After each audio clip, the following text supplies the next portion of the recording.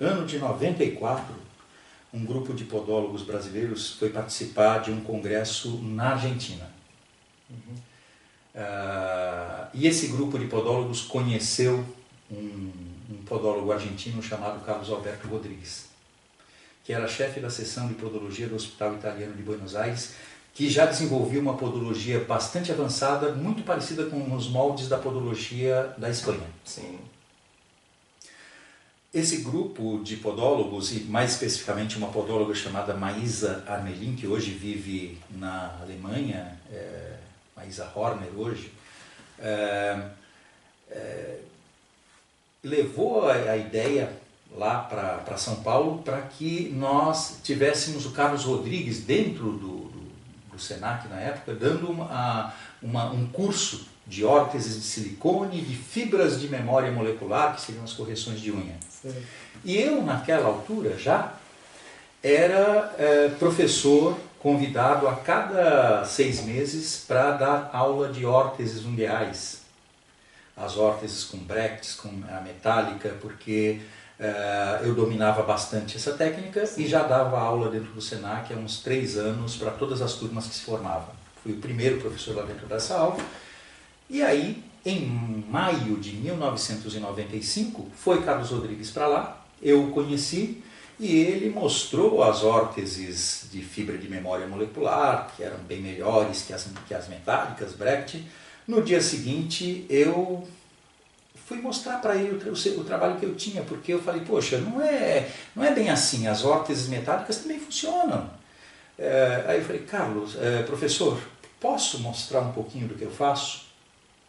Eu tinha moldes de gesso. Eu lembro que eu tinha aproximadamente uns 100 moldes de gesso de antes e depois. E eu levei alguns e abri ali para ele aqueles moldes mostrando as unhas antes e a unha depois, aberta. E aí ele me falou, posso fotografar? Eu falei, pode, professor, à vontade. E ele tirou algumas fotos. Passaram-se alguns dias, ele foi para a Argentina e ele nos chamou, a Maísa e a mim, para fazermos um estágio no Hospital Italiano de Buenos Aires. E eu perguntei, Carlos, por que você, professor, por que você me chamou? Ele falou, bom, a Maísa eu chamei porque foi ela a primeira pessoa que me abordou e teve a ousadia de me convidar para ir para São Paulo. E a você, porque você me mostrou o trabalho que você fazia, mas você não chegou com arrogância para falar não é? Você apenas mostrou. E eu senti que você é uma pessoa diferente. Então eu convidei vocês dois. E tenho algo que eu quero falar para vocês. Eu propus lá para o pessoal da escola, que eu fui lá em São Paulo dar aula, para eles montarem um congresso chamado Jornada Internacional de Podologia. Já tenho todos os palestrantes convidados, tudo, já estava tudo certo para montar, só que eles deram para trás. E eu não sei o que fazer com esses palestrantes, o que eu faço? Não querem vocês montar esse congresso? Sim. Eu falei, eu e a Maísa, nós? Mas Sim. não tenho nenhuma experiência. Não sei como fazer. Sim. Ele falou, não, fique tranquilo, porque eu já tenho tudo organizado. Já tenho os palestrantes, que é o mais difícil. Conheço espanhóis, um americano. Vocês têm que voltar para lá, arrumar o local e eu vou levar, inclusive, vários podólogos aqui da Argentina para esse congresso. Voltamos e pensamos... e outra coisa que ele falou, voltem e vocês têm que montar uma instituição para fazer isso, porque não são vocês dois que vão fazer. Voltamos e juntamos um grupo de podólogos e montamos a Sociedade Científica de Podologia do Brasil, SCPB, que organizou a primeira Jornada Internacional de Podologia do Brasil, que cientificamente foi excelente, foi um divisor de águas na podologia brasileira, porque nós tivemos, a partir daquele momento, acesso a tudo o que estava acontecendo no mundo da podologia na Europa, nos Estados Unidos, na Argentina, que era a podologia mais desenvolvida que nós tínhamos na época, O Uruguai já existia, no Uruguai já existia curso tecnólogo, de graduação tecnológica de podologia. Na Argentina existia a Universidade de Buenos Aires e existia o Hospital Italiano de Buenos Aires e uma excelência em podologia lá com Carlos Rodrigues e alguns outros. Então, essa primeira porta ao mundo da podologia... Carlos Alberto Rodrigues. Surgiu pelo Carlos Alberto Rodrigues. Carlos Alberto Rodrigues. No Brasil, por conta de um congresso. Por conta de um congresso. E eu vou já voltar a esse assunto do congresso, que obviamente já sabias que eu ia te perguntar isso. Este ano é um ano... faz parte da história. Um ano infante, sem dúvida. Mais uma vez aquela situação que se funda a tua carreira, não é? Com as organizações dos congressos anuais, que também já vamos falar também pela mudança, que já hoje ainda são congressos internacionais. São internacionais. Ele já nasceu internacional. E que medida, sim, já nasceu internacional, e eu quero depois que tu fales dessa história, porque eu pessoalmente sei a história do primeiro congresso, sei essas 2 décadas de congresso já que temos vivido com essa crescente, mas queria antes de mais fazer uma pergunta: em que medida achas que a criação desse primeiro congresso, esse primeiro evento de porta aberta com palestrantes internacionais, com um novo conhecimento que o Brasil ainda não tinha tido acesso, isso influenciou na formação e no aumento de competências da podologia do Brasil? Penso que isso influenciou bastante na busca de conhecimentos. Muito, porque... E quais as transformações desde então? Tínhamos o SENAC e depois como é que surgiu o resto?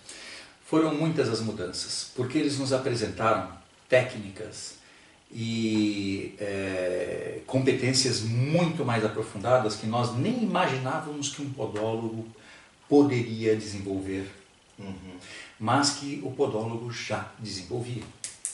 Certo. Como, por exemplo, fomos apresentados para o mundo da biomecânica,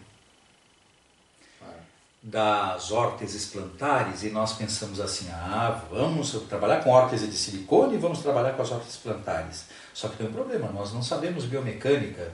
E aí, essa foi a indagação nossa. Certo. Precisamos entender biomecânica. Certo.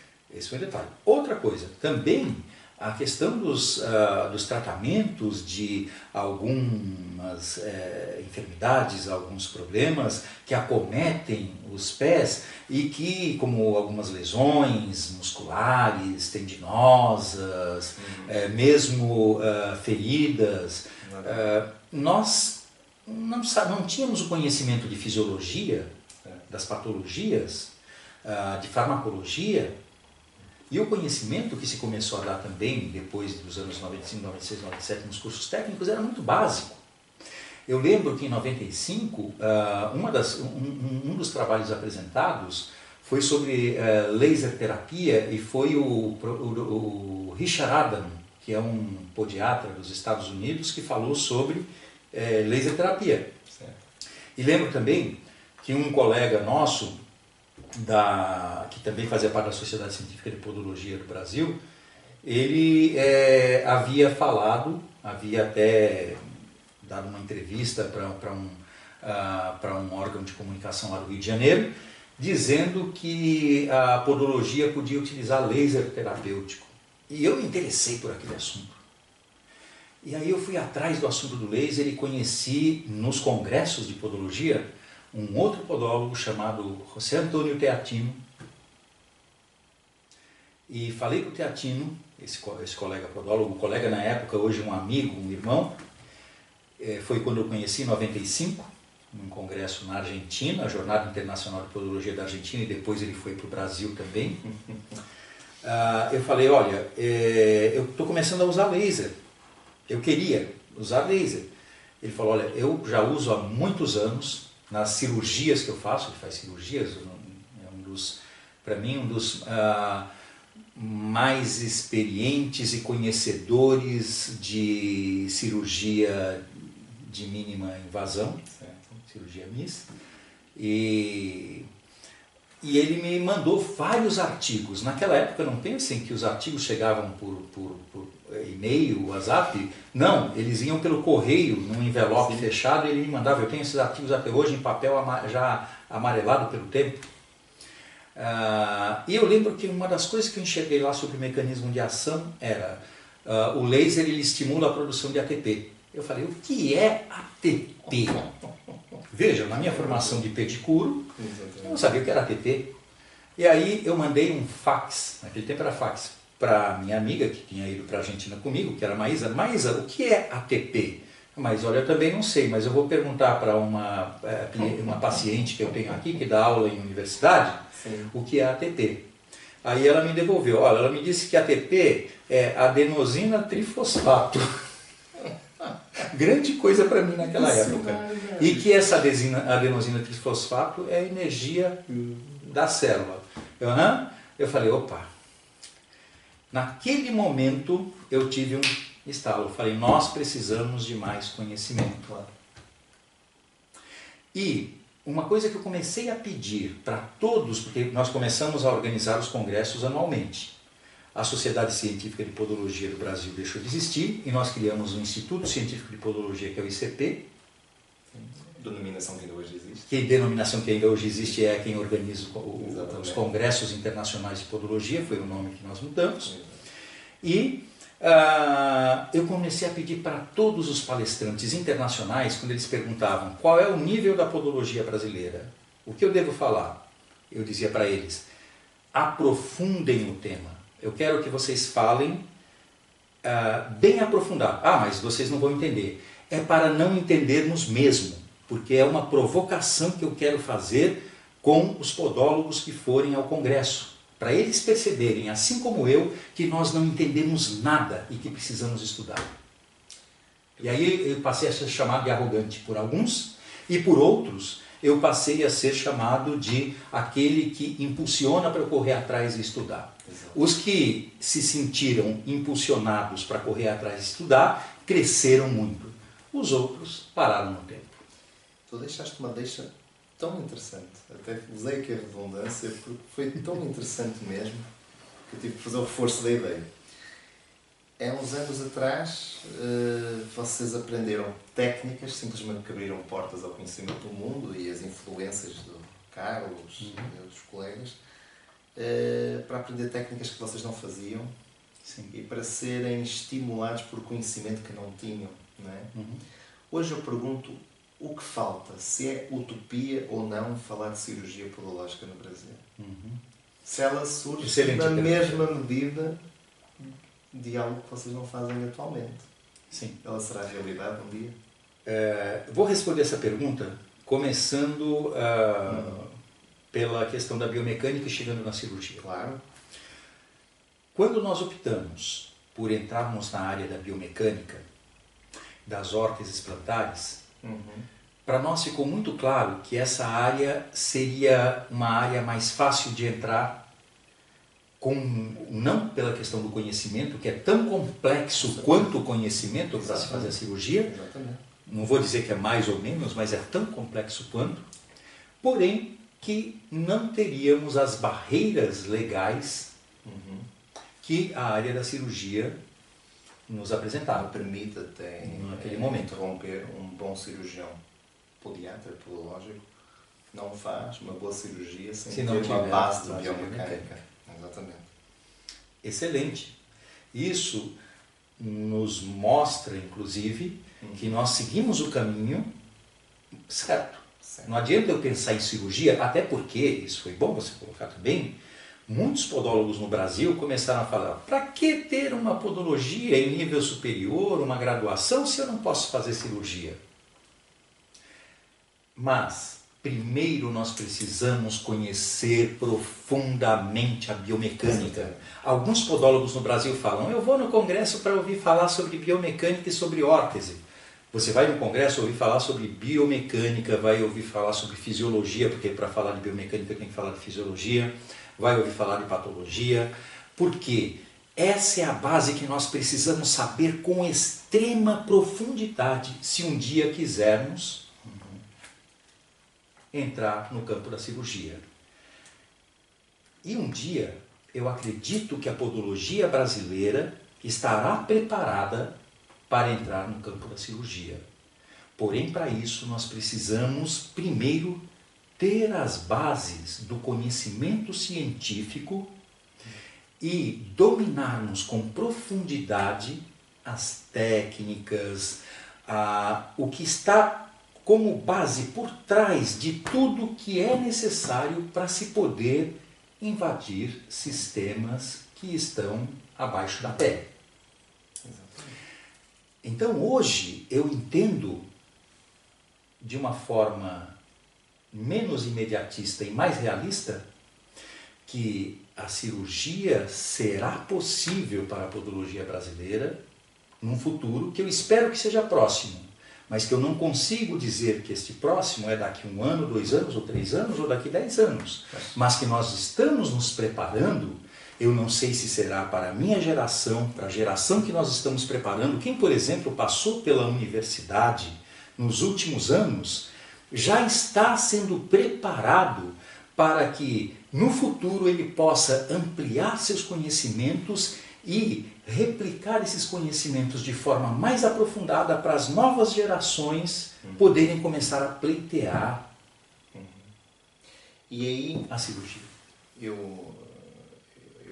Eu sinto a tua energia nessa emoção da evolução, mas também sei o quanto se critica ainda a inércia da podologia brasileira.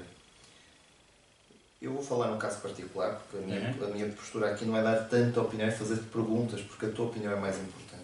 Mas falando um pouco da minha visão,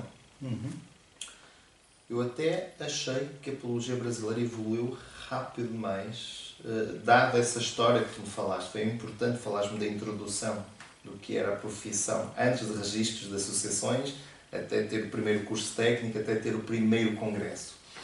Mas desde então, tu estás-me a falar de 1995, 96. 96 o primeiro congresso. Hoje estamos no 2018. 23º congresso. 23º congresso. São 2 décadas de congresso. Sim. Entre lá, que já vamos voltar ao tema de congresso, mas entre lá passaram para um curso de tecnólogo, hoje é um curso de graduação, bacharelato, 7 semestres. Já houve 2 turmas de pós-graduação em podiatria. Sei que tu agora, se puderes falar, sim, sabes que há uma nova pós-graduação na área da podologia. Podemos falar um pouco mais à frente. Isto, estamos a falar num período de... Estamos em 2018, mas não foi há 18 anos, mas em 15 anos para cá, é relativamente rápido. Tendo em conta o atraso que tu falaste que a podologia brasileira teve em relação ao resto do mundo. Sim. Hoje, perante essas alterações, eu queria que tu falasse um bocadinho o início do tecnólogo, a história da graduação. Falo. Para tu me dizeres hoje qual será, se pudermos mensurar, qual será a distância da podologia atual com a podologia que tu conheces, europeia, por exemplo. Ok, muito boa essa questão. Como eu disse, nós tivemos um curso sequencial de podologia em 2002, Sim. que formou uma turma só e acabou. Porém, a partir daquele curso, eu fiquei com um sonho de que um dia seria possível ter novamente um curso dentro de uma universidade, e não sequencial, mas sim um curso de graduação. Certo. Não me passava pela cabeça um tecnológico, me passava pela cabeça o que no Brasil nós chamamos de bacharelado. Como nós estamos sendo assistidos aí por pessoas de outros países, é importante dizer que bacharelado no Brasil significa o mesmo que o licenciado em podologia aqui em Portugal ou na Espanha. E permite o tecnólogo aquilo que seria o bacharel aqui na Europa. Que agora e o tecnólogo que seria o bacharel, exatamente, que é um nível abaixo, mas também é uma graduação. Exatamente. Então, todos os anos que se seguiram após o final sequencial, pelo menos uma vez por ano eu telefonava para a professora que tinha sido coordenadora daquele primeiro curso e que tinha dito para mim, olha, o curso nem vai existir mais, eu quero você aqui só para essa turma. Mas ela viu o trabalho que nós realizamos, o trabalho que foi realizado, não tínhamos laboratório, fomos procurar uma parceria com uma clínica que tinha ali uns 7 consultórios, e aí conseguimos dentro daquela clínica, eu bati lá na porta da clínica e falei, olha, vocês nos alugam por 2 dias por semana para fazermos aqui os atendimentos? E os atendimentos podemos fazer gratuitamente para pacientes que vocês indicarem. E eles falaram, olha, nós temos aqui um grupo de quase 400 diabéticos, vocês podem atender? Podemos, então vamos colocar, vocês atendem. Aí nós fomos lá atender. E aí foi desse jeito que nós fizemos com a primeira turma. Fantástico. A prática foi feita com esse pessoal. Mas pelo menos fizemos e fizemos bem feito. E todo ano eu ligava para a professora, que era a professora Andréia, que foi minha chefe. Professora Andréia, qual a possibilidade desse curso voltar? E ela falou, nenhum. Mas me liga de vez em quando, quem sabe? Isso foi 2003, depois 2004, perdão, certo. 2005, 2006, começava o ano. Professora Andréia, eu estou ligando para desejar um feliz ano novo e para perguntar, tem alguma novidade aí? Até que chegou o ano de 2007, lembro como se fosse hoje, professora Andréia, feliz ano novo, tem alguma novidade? Ela, Armando, porque ela me chamava de Armando, não do Bega lá. Sim. Armando, eu estou indo para uma reunião agora, não consigo falar com você, mas tenho novidade sim, te ligo essa semana ainda. Esse é seu número mesmo? Eu falei, é meu número. E aí eu fiquei praticamente uma semana sem dormir. Eu falei, essa mulher não liga? Até que ela me ligou. E falou, olha, a nossa instituição foi vendida por uma rede internacional e nós estamos pensando em criar alguns cursos. Eu pensei no curso de podologia e pensei em você. Você pode nos ajudar a criar esse curso? Eu falei, já. Nesse mesmo tempo eu estava terminando uma especialização. Eu tinha feito enfermagem de 2001 a 2005. Por quê? Porque nós não tínhamos a graduação em podologia.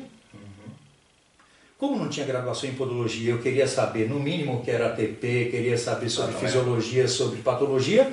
Eu fui procurar outra área, porque o técnico de podologia não respondia. Eu cheguei a fazer meu complemento técnico, não me respondia essas questões. Aí eu fiz enfermagem e eu estava terminando uma especialização.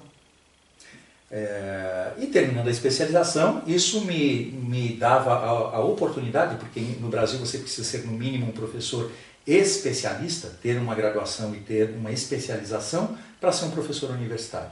É o mínimo. Sim. E aí eu fui convidado para montar o curso, que a princípio seria graduação. Não sabia se seria tecnólogo ou se seria bacharelado.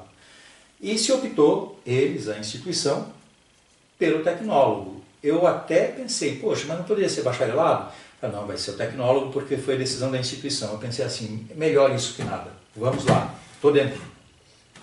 E montamos o primeiro tecnólogo, que existiu nos anos 2008, 2009, 2010, 2011, foi reconhecido pelo Ministério da Educação lá no Brasil, ou aqui no Brasil, né? Depende de onde você está assistindo, sim. Com a nota 4, em 2011. É importante dizer que as notas vão de 1 a 5, 5 é o máximo.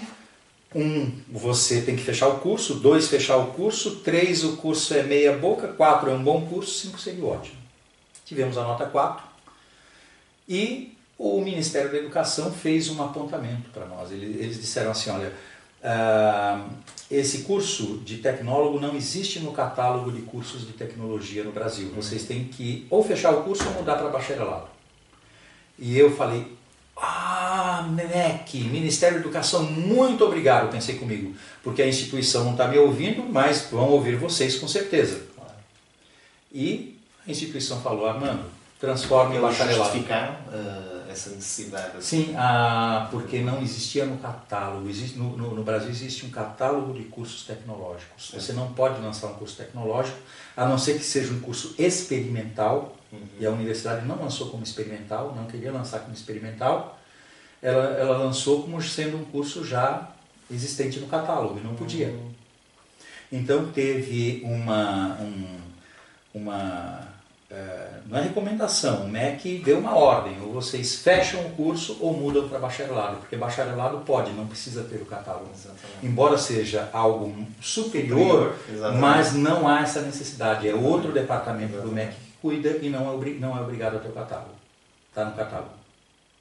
E aí a universidade passou para o bacharelado. E ainda perguntaram para mim, Armando, você tem certeza que esse curso como bacharelado vai para frente, porque ele vai ter 1 ano a mais de duração, uma carga horária maior, será que vai ter alunos? Eu falei, ponha o meu pescoço na guilhotina e se não tiver, podem cortar. Aposto que terá. Estou apostando o meu trabalho aqui dentro, o meu cargo. Ano de 2012. Esse foi 2011 para 2012. Final de 2011. Em 2012 foi lançado o bacharelado. Depois de lançado o bacharelado, eu terminei meu mestrado também. Meu mestrado eu terminei em 2011. Isso foi muito importante porque terminando o mestrado, eu também me qualificava e a nota do curso melhoraria, porque um coordenador com mestrado dá uma nota melhor. Né? Nós também lançamos, você falou em 2 pós, na verdade 3. 3? Porque tivemos 2 turmas de pós-graduação em podiatria clínica, e foi lançada a residência em podologia, e residência é uma pós. O residente, ele termina o curso de graduação, ele faz o aluno, né, depois termina se torna profissional, Sim. Aí é feita uma prova, é um concurso, e o que passar na prova teórica, prática e na entrevista, entra como residente. Ele não paga pelo curso, ele recebia pelo curso, existe esse curso, recebe, e tem em torno de 2.300 ou 2.400 horas em um ano, porque ele fica de segunda a sexta tendo aula e atendendo na clínica. A aula já não mais na podologia, mas de temas muito mais avançados. E residentes nós já tivemos 4 residentes.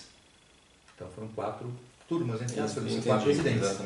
E que sai com o título de especialista em podologia clínica. Então temos residentes. Olha, ter um residente é algo que muitos países têm graduação, mas não tem um residente. Que era integrado, no CIS, né? O CIS, que é o Centro Integrado de Saúde. Isso foi lá na Universidade de Anhembi-Morumbi, onde foi criado. Eu saí da Universidade de Anhembi-Morumbi agora e fui cuidar da Leduco, que é a nossa clínica escola, onde temos também, já foi aprovado agora, já está publicado no MEC, um curso de especialização que nós estamos lançando. Perfeito. Especialização em podologia integrativa, que é junto à Faculdade Innovare. A Faculdade Innovare que vai certificar e toda a parte prática, atendimento, será feito dentro da clínica Escola Leduco, e nós temos um corpo docente de mestres, doutores, de profissionais dentro da área da podologia, todos eles com um conhecimento aprofundado, com experiência internacional, ou seja, nós estamos indo muito mais além. E buscando parcerias internacionais também. Ótimo. Eu sei que a minha pergunta há pouco foi um pouco longa. Eu falo muito também. Não, acho que foi uma múltipla pergunta. Talvez eu não tenha deixado... Tinha a pergunta, faltou depois 2 pontos, ponto A, ponto B, ponto C. Qual que faltou? E perante esta evolução, e tu explicaste muito bem, eu creio que a velocidade cruzeiro, de facto, da evolução, então, como eu diria, foi rápida. Foi. Realmente ela inclui atualmente as pós-graduações. Hoje tu estás a embarcar em mais um projeto de formação, ou seja, há uma continuidade. Falaste que o próprio reconhecimento do MEC já lhe dá nota 5. Agora sim. Isso até esqueci de falar, porque o bacharelado, o tecnólogo teve a nota 4, mas o bacharelado foi reconhecido agora no ano de 2016 para 2017, com a nota 5, que é a nota máxima do MEC. E eu fiquei muito feliz porque a comissão do MEC que esteve lá presente ainda deixou por escrito que o trabalho do coordenador do curso, que era eu, era um trabalho muito importante e que eu tinha um peso muito grande naquele resultado. E é claro que a vaidade, isso mexe com a nossa vaidade. Eu não vou dizer que eu não tenho, eu sou humano, eu tenho essa vaidade. Mas isso é o que me move. É um orgulho. Isso é o que me move, inclusive, para falar. Você precisa sempre fazer o melhor, você precisa melhorar mais. A podologia precisa mais, porque a podologia brasileira precisa avançar. Porque nós chegamos a um ponto que nós avançamos tanto nesse sentido, mas criamos um certo ciúme que veio de uma outra área, que é a área dos técnicos de podologia, que não deveria existir. Claro. As pessoas deviam se orgulhar, o técnico de podologia deveria se orgulhar. Vocês sabiam, eu não sei se você sabe, eu sou técnico de podologia. Até porque eu, como sendo a pessoa que criou o curso de graduação e que também coordenei o curso e fui professor, eu não podia dar aula para mim mesmo. Então eu montei aquilo que eu gostaria que eu tivesse, mas que eu mesmo não tive até hoje. Há de facto uma escalada visível da podologia, sem dúvida. E eu acho que isso foi crescendo porque, de facto, ano após ano, projeto a projeto, realmente a podologia brasileira só tem agregado. Sim. E daí a minha outra pergunta. Tu sentes que a distância entre uma podologia sul-americana, vamos ser específicos, Brasil, de facto, comparada, por exemplo, com uma portuguesa, uma espanhola, a distância está cada vez mais curta? O que é que distancia bem as nossas podologias? Tirando as respostas óbvias, sabemos a evolução, não falo só da cirurgia, que é o mais óbvio ainda, mas então, o que é que achas que distingue em termos de posicionamento, em termos de crença no futuro da podologia? O que é que ainda distingue a podologia brasileira da europeia? Bom, eu